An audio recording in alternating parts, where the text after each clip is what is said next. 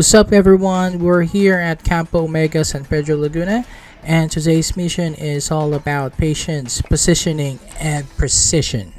For this match, I'll be running the Lever 15 as a sniper rifle, and we're going to find the perfect sweet spot just outside the enemy building, and from there, the goal is to stay hidden, watch the windows and doorways, and pick off enemies as they move around inside the building. One good position can change the entire game. If we can lock down their building, we'll be able to put pressure on the opposing team and stop them from moving freely across the field.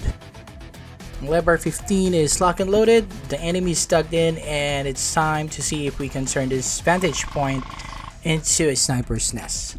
Let's get into the action and game on. Saan kayo dadiretso, Philip? Dito na?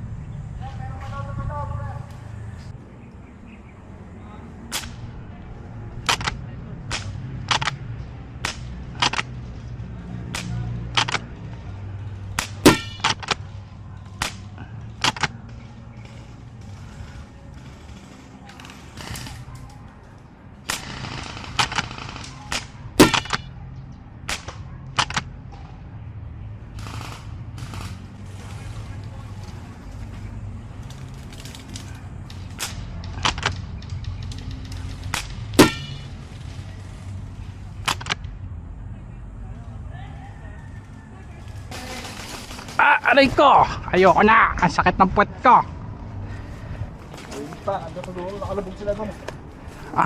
Dun sa labas.